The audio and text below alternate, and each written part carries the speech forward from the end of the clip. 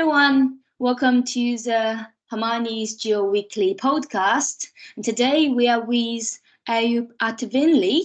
Professor, would you like to introduce yourself a little bit more? Yes, I'm Eyüp Artvinli from Turkey. I'm a geographical educator and this year the Congress President of International Geographical Education. And we will organize it in Istanbul on 19 September from the 22 September. Could you tell us a bit more about why you decided with this theme, disasters and disaster education in all aspects? Okay, thank you very much for the question. Especially recent years, disasters are more affected for the nations of different parts of the world, especially last 2 decades. I think that since 2004, especially 2004, in great Indonesian earthquake in December 2004, I think that since then we started to hear about more and more for disasters, and disasters are very harmful for the people of the world, and especially in Turkey. More than 1 year ago, we had the great earthquake of Turkish Republic in its history, and almost 11 cities are destroyed by these two big earthquakes. Not on the earthquakes, but for example, 1 month ago in Kazakhstan, there was a flood, and also they told me that 11 of 12 cities of Kazakhstan is under the water, absolutely under the water. So a different dimension of disasters are very harmful for the nations of the world. And I think that the cheapest way, the fastest way, and the most effective way against the disasters is disaster education, especially in the early ages of people. In education systems, if we educate the people in a right way about the disasters, then these peoples, when they grow up and when they become managers of the countries or other institutions, they can image the dimensions of the disasters, and they can have some how can I say that they can have some plans to protect their nations, to protect their economies, to protect the lives of the people from the disasters. For example, in Turkey, you know that every country has some terrorist organization or blah, blah, blah. In Turkey, we also have some terrorist organization. And during the last 40 years, 40,000 people died because of the terrorist wars or blah, blah, blah. But more than 1 year ago, only 2 earthquakes killed more than 50,000 people. So only in a few minutes or in a few hours or only in a week, a disaster killed more than 50,000 people. So only this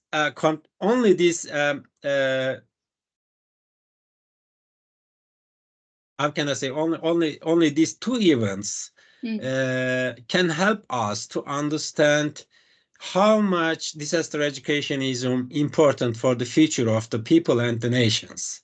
So the main theme is disasters and disaster education all in all aspects for this Congress.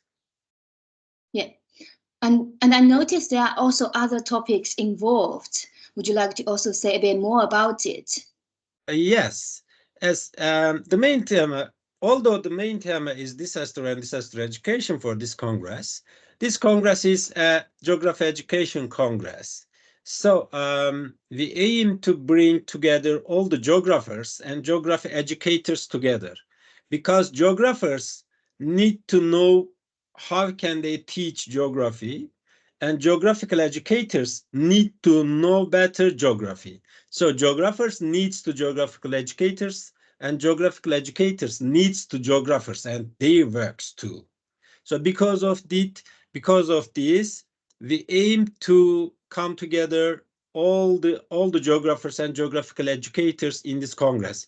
Because of that, all the subtitles of geography and geographical education can be presented in this Congress, I can say.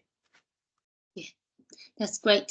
So it's always good to see like geographers and geography educators collaborate with each other and to bring the best knowledge we have in geography to a wider community. So for the people who are listening to us or watching us, please give this a close look and decide which CE kind of like is more suited to your research, and feel free to contact us to know more about it.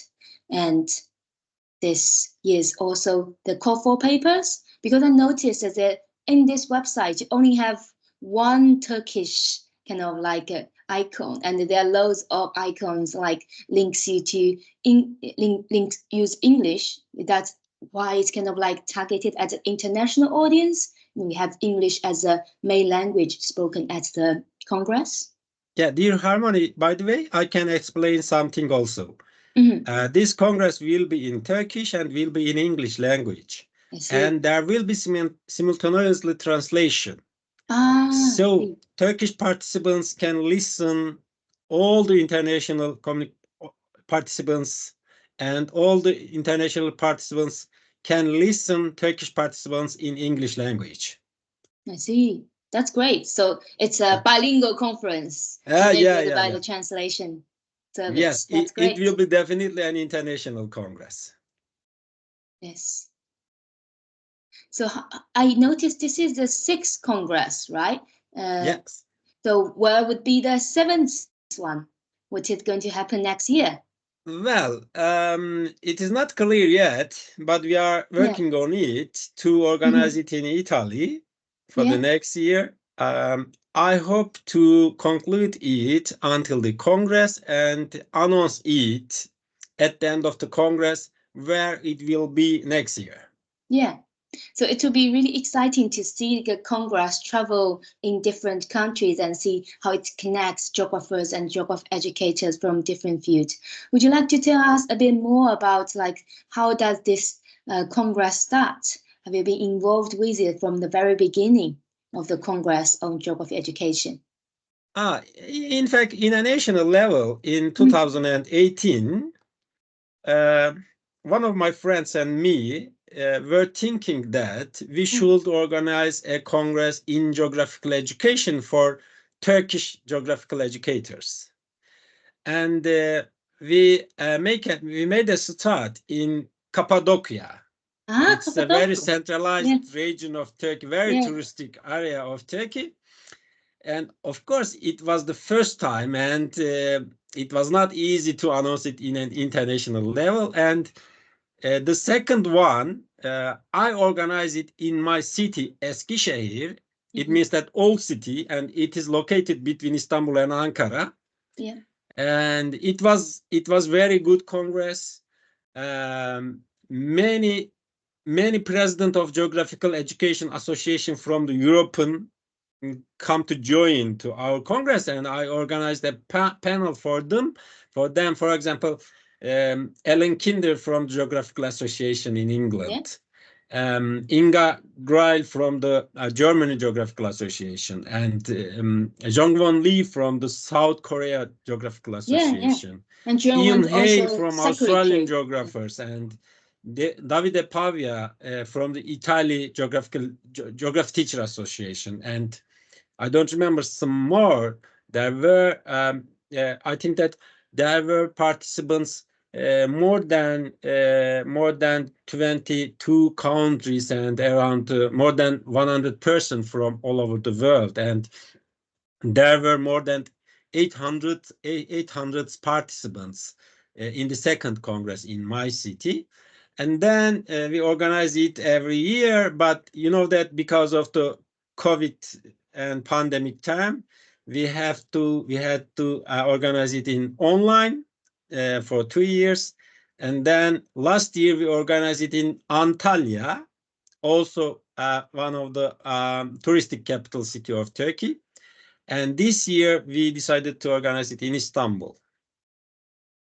Yeah, it's exciting, and it's good to see. I was going to see John Lee, the secretary of the, I think it's secretary of the Yes. IGUCGE. Yeah. Yeah, CG Secretary John, and I am the contact person of Turkey of Yes, so it's good GAC. to see that. But I noticed like that. I don't think it's this congress is that well known in China. So it's good that this time we're talking about it.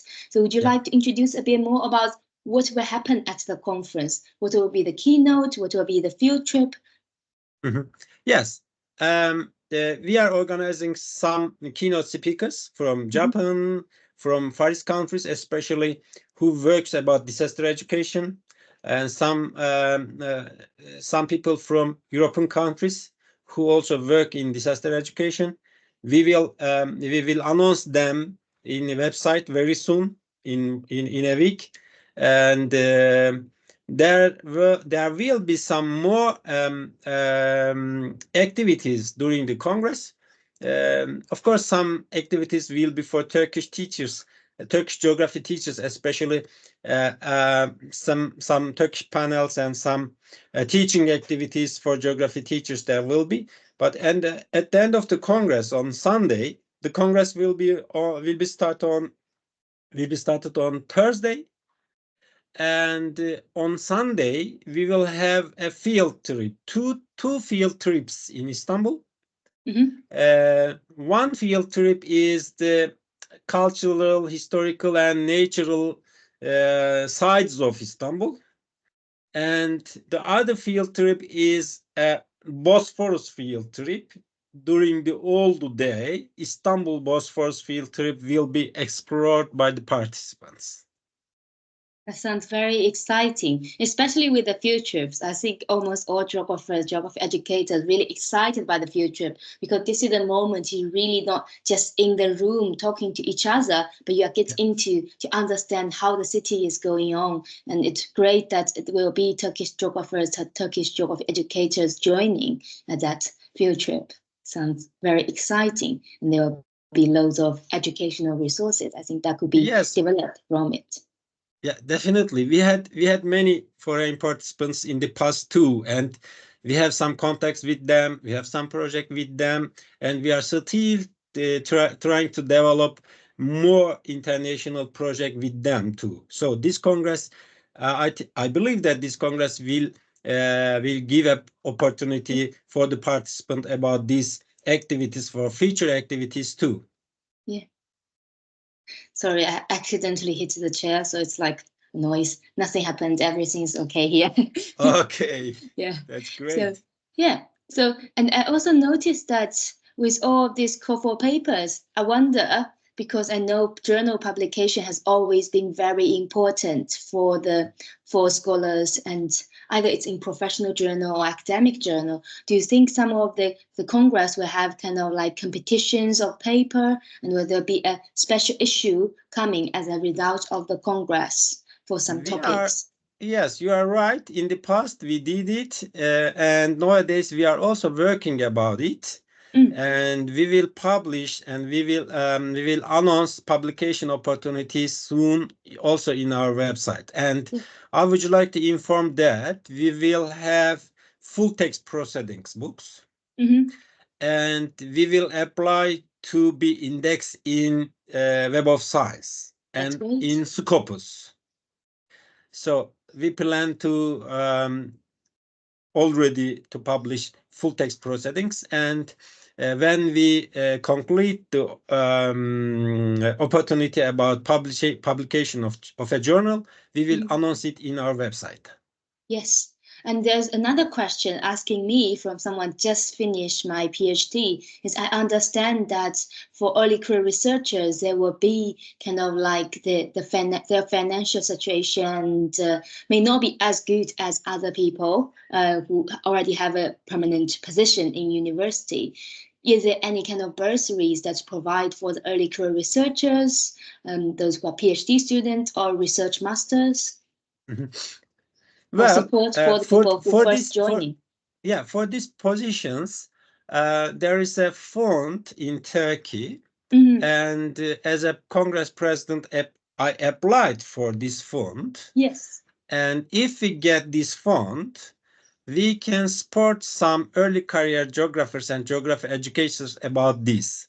Yes. At least to pay their hotel fees and congress fees. Yeah. That I think. That's great, because I think a lot of things that are stopping early career researchers to go to Congress, to travel abroad, is about the budget. It's about could they get support from there, and it's a kind of like an offer of kindness to them, and also will they be kind of like be seen at the conference as younger colleagues. That's very important, and that's very kind of you that you already applied funds for this. Very important. Definitely very important, and I believe that youngers are more important than olders. Because equally important, but youngers just need a bit more support. Because they are our future, you know that. Yes, they will make it geography more important. So I agree with you that early career geographers are really important to get them this kind of events. Yes, I think so. And also I would say it's very important we have different generations of geographers and geography educators from different parts of the world talk to each other, so that we would have a more diverse view of geography, maybe even towards geographies. Because one thing I'm always quite interested in, I guess, from the website, you could already tell that you definitely speak Turkish and English. A lot of where I'm staying in United Kingdom, a lot of geographers here only could speak one language. And I could speak Chinese and English. I'm learning a little bit of German. And it's just bringing with all these different traditions of geographies and geography education really matters. Yeah, definitely. Definitely, it's true. So because of that, we will have a translation. And I hope that everybody can enjoy and have new knowledge and new opportunities and new viewpoints from this Congress. Yes, and I also really want for the people who are listening to us if English is your second language, no, don't feel like you will never speak as a first language speakers. It's important about what you bring into this. What do you want to say about the language? We could help you with that. We're more than willing to help you with that. We want to hear your voices. And we want to know the stories of you in disaster education and how it is going on in your country, because this is the international congress, and we will have translation service and all of this. And the time it is very good opportunity. It is very good opportunity to hear good practice in different countries about disaster education, for example. I wonder what's happening in Japan, for example. I wonder what's happening in China. Maybe Turkey is also good in some disaster education, but still needs to be good in some others. So this Congress also gives the opportunities to participants to exchange the good practice in different countries about disaster and disaster education. Just to be aware of the early registration dates, and this 20th of July is the time for early registration. And do we have a deadline for the call for papers? When is the due for call for papers? I think that the latest, 20 of August or something like that. Okay. As far as I remember. That's good. Yeah. The 20th of August is the time you need to submit your paper if you're interested in this. And there are all the link I'll provide next to the video, so that if there are any questions, feel free to contact me or contact Professor Eyüp. Can you open the call for papers again, please? Call for papers. Yeah. And going down, please. Yeah. Let me. Yeah, we can go down.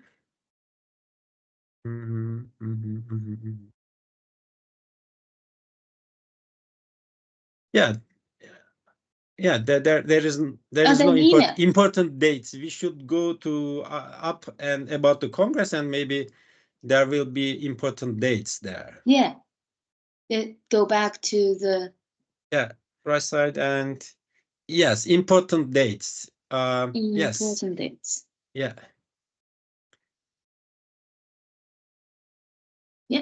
Yes, 15th of August. 15th of August for people. 15th of the late August is the registration, yes. latest submission of abstract. It's an abstract because I saw abstract deadlines 1st of July though. It is early registration. Okay, yeah. So for people, just have We will pencil accept these dates. papers. If you could make it before July. Until 15th of August. Okay, if you could make it before 1st of July, that'd be great. But if you're a bit late when you see this video, don't worry. As long as you do it before 15th of August, you will still be welcome in this Congress. Definitely. Thank you so much for having this with me, and I'm looking forward to this Congress in Turkey. Thank you very much, dear Hermione, for this podcast with me. I'm very happy to talk about this Congress with you. Yes. So for everyone who is listening, that we will have this on YouTube and in the Chinese social media Bilibili, and I also put a post with the texts of this. So feel free to contact me or directly contact the email here.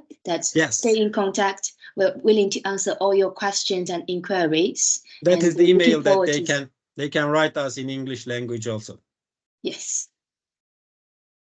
Thank you very much for this opportunity, dear Hermione. Thank you.